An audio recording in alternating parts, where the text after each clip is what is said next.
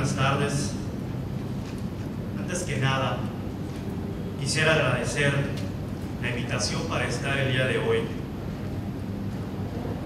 por parte de la Corte Suprema del Paraguay y del organizador Jorge Silvero, y también un agradecimiento póstumo al doctor Jorge Carpizo por haberme incluido en este magnífico evento. Es la primera vez que estoy en el Paraguay y honestamente no he terminado de sorprenderme de la belleza del país y del trato tan fraternal que nos han brindado a todos. La temática de mi ponencia habla de una transición lógica que se da entre dos modelos de verificación y de tutela de los derechos humanos, lo que es el control constitucional y el control de convencionalidad. Acabamos de escuchar una seria disertación en cuanto a las fronteras o la delimitación de lo que es la materia del derecho procesal constitucional, y yo me voy a limitar al aspecto de la metodología que en cierta forma concierne a una de las partes que el derecho procesal constitucional examina. Lo primero que debemos de tomar en consideración, sobre todo en un Estado que está comenzando a inaugurar lo que es su jurisdicción constitucional, es en qué modelo de Estado se encuentra. Muchas veces escuchamos que hablamos de un Estado constitucional de derecho, o inclusive algunos ya están comenzando a hablar de un Estado transnacional de derecho.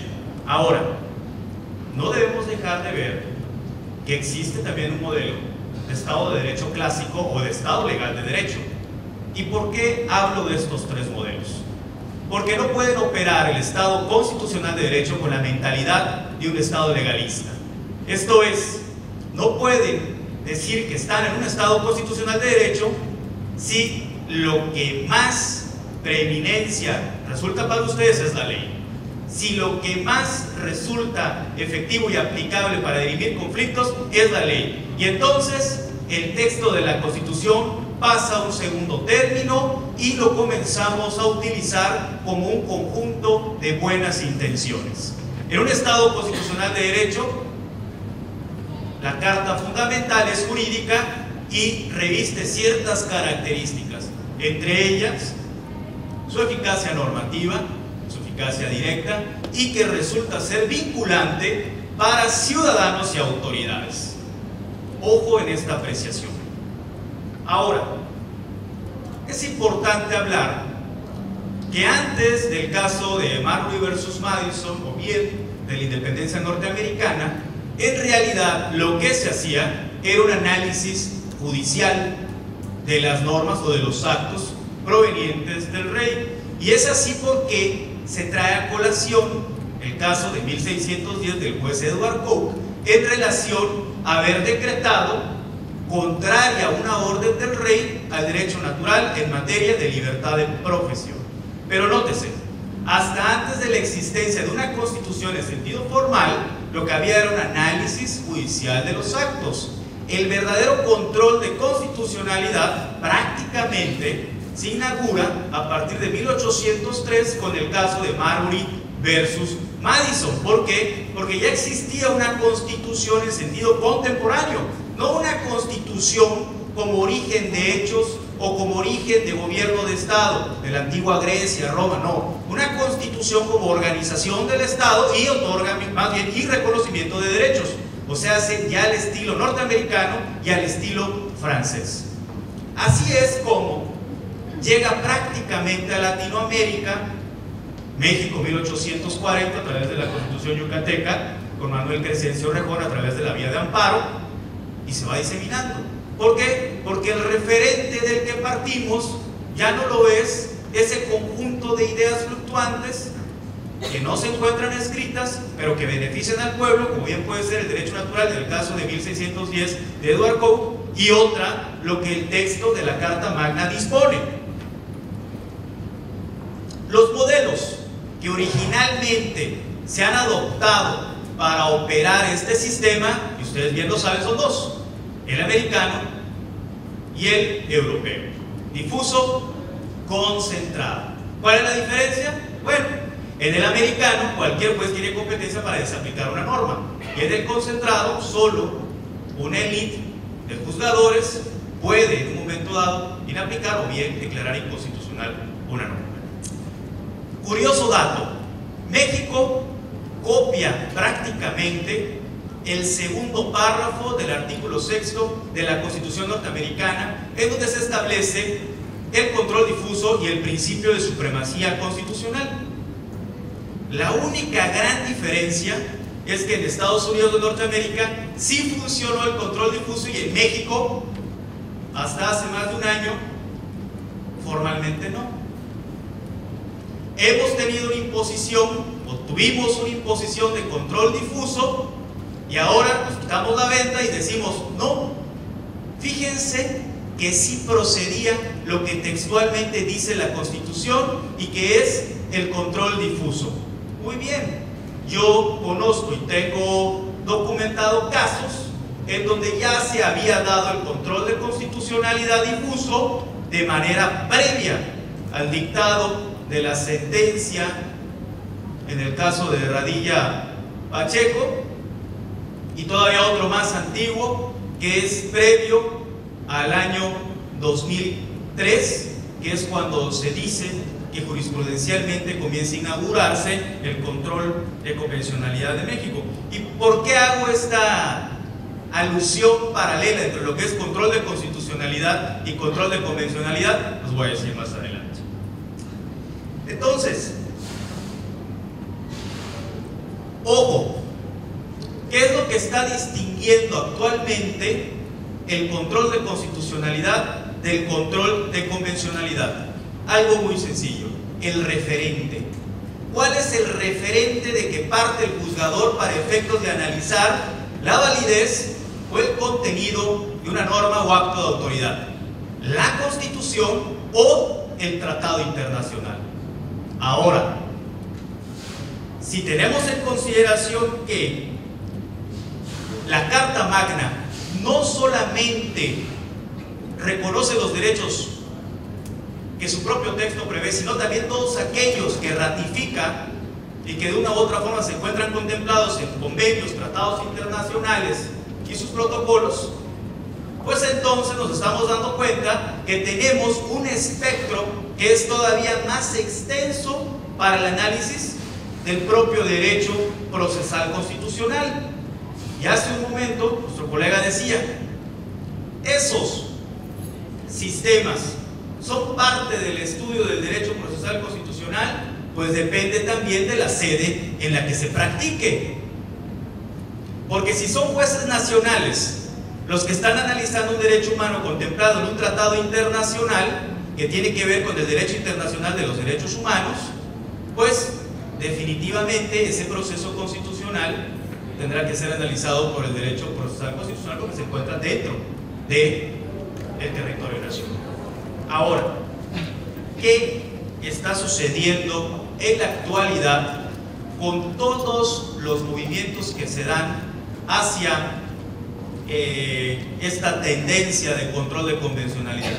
Ideas como el control convencional difuso o el control difuso de convencionalidad, ¿verdad?, que ha sido estudiada y desarrollada, o bien por parte de aquellos que hablan del control convencional interno o del control convencional externo. Ojo, ya pasamos al control de convencionalidad porque ya nos queda muy claro que el control de constitucionalidad es aquel que analiza un acto, una norma a la luz de lo que su Constitución dispone.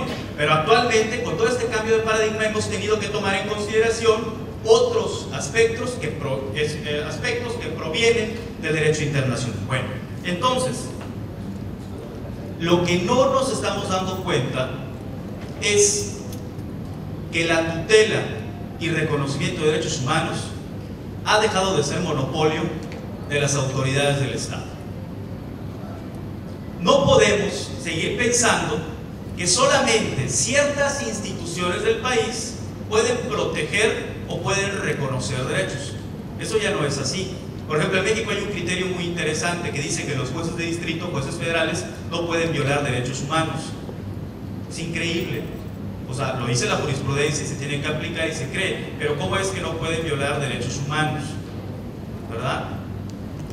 Ya no hay monopolio en materia de protección y de reconocimiento de derechos humanos. Nuestro artículo primero constitucional, con motivo de la reforma de junio del año pasado, dice: toda autoridad tiene que proteger, fomentar y desarrollar derechos humanos. ¿Qué está diciendo esto? Todos. ¿Quiénes pueden realizar el control de convencionalidad? Todas las autoridades. Pero si hablamos de un control de convencionalidad difuso, lo único que estamos haciendo es limitar su alcance a los jueces de cada estado. ¿Por qué? Porque la característica difusa, si estoy entendiendo bien, se está refiriendo al análisis judicial de los tratados internacionales con motivo de un acto que los contraviene, o que al parecer los contraviene. Entonces, la gran pregunta es esta: ¿debemos de seguir complicando el camino a través de formulismos extremos? Yo creo que no. Otra gran diferencia de estar en un verdadero Estado constitucional de derecho es que las formas judiciales ceden ante la protección de un derecho sustantivo. Nunca podremos desproteger un derecho humano por el simple hecho de que el promovente no anexó copia de su DNI. No podemos dejar de tramitar una petición de un ciudadano por el simple hecho de que no haya anotado el proceso del cual emana o hacia el cual pretende presentar la solución. Sé que son afirmaciones fuertes porque estamos acostumbrados al orden y a la legalidad y a la literalidad de las normas procesales, pero, ojo, cualquiera que se aviente el boleto de negar la aceptación de una petición cuando está de por medio de la protección de un derecho humano por una simple formalidad, estará violentando el principio proacción. Y si en un momento dado comienza a hacer interpretaciones legalistas, o sea, textuales o limitadas, con el afán de no dar entrada a las peticiones ciudadanas, entonces estará violentando el principio de interpretación pro persona. Y en cualquiera de sus dos variantes, porque déjenme decirles algo: ha cambiado la visión respecto al criterio de jerarquía normativa. Actualmente, el principio de jerarquía normativa, a partir de la aceptación del principio pro persona, ya no tiene sentido alguno, porque una de sus variantes es la preferencia normativa. Debemos de preferir la norma que mayor beneficio otorga al ciudadano, con independencia de la jerarquía que ostente. Por eso es que en la sede interamericana se puede aplicar la ley nacional cuando resulta más protectora que el propio derecho internacional, que la propia convención. No se ciegan. Bueno, ¿cuál protege más? La nacional, se aplica la nacional. La internacional, se aplica la internacional. Esto prácticamente es una vuelta a la sensibilidad jurídica, al sentido común en el derecho y a la tutela pacífica de la dignidad humana. Esto es, debemos estar conscientes de que el Estado está a favor del ciudadano y no en su contra. Entonces, por eso es el principio de presunción de constitucionalidad o de convencionalidad de las normas, que impide su interpretación o aplicación en contra de su principal destinatario, el ser humano, su medio ambiente y sus aspectos económicos. En ese sentido, yo solo para terminar, que luego se me va el tiempo y ustedes ya deben de estar desesperados por escuchar el próximo ponente, que lo más seguro es que traiga ideas tanto más llamativas, es pronunciarles a ustedes los presupuestos en los cuales se basa el control de convencionalidad y manera de ver las cosas. El primero, entender la transición de Estado legal a Estado constitucional de derecho, y de este a otro sistema en donde no solamente su ejercicio se basa en la aplicación de la Constitución, sino también en la aplicación de tratados internacionales. Esto es, el principio de supremacía constitucional se relativiza. Se relativiza. Recordemos el origen del principio de supremacía constitucional. Estados Unidos de Norteamérica. ¿Y cuál fue la finalidad? Evitar la intromisión de potencias extranjeras en la autonomía de las 13 colonias recién independizadas. Esa es la razón. Sin embargo, esto va de la mano del concepto de soberanía, y por eso es que ahora aceptamos soberanía interna y soberanía externa, precisamente porque es la soberanía externa la que es susceptible de comprometerse con el fin de lograr una mayor protección de la dignidad humana. Segundo presupuesto, que la Constitución es una norma jurídica vinculante para todos, sean autoridades o no sean autoridades. Esto es, la Constitución dejó de ser un juego, ya no es más política, o sea, política desde el punto de vista de que su contenido no se ejecuta más que a voluntad del órgano en turno. No, la Constitución jurídica ya es susceptible de poderse aplicar a través de instrumentos jurídicos normativos. 3. Comprender que entre derechos fundamentales y derechos humanos no debe existir mayor distinción que la simple denominación que se adopte. Esto es, yo entiendo que los derechos humanos son aquellos que son de origen internacional, que están en tratados internacionales, y que los derechos fundamentales son aquellos derechos humanos que se reconocen en la Constitución. Pero actualmente, hacer la distinción cuando tienen el mismo objeto preservador de la dignidad humana se me hace un tanto en desuso. Nuestra Constitución ya dice derechos humanos y no entra en conflicto con los tratados internacionales. Entonces la tendencia ahora, hasta donde yo entiendo las cosas, es hablar de derechos humanos y ya no tanto hacer la distinción entre derechos fundamentales y los derechos humanos por consiguiente. Uno de los más importantes, porque Miguel Real decía, dime cómo conceptúas el derecho y te diré cómo lo interpretas.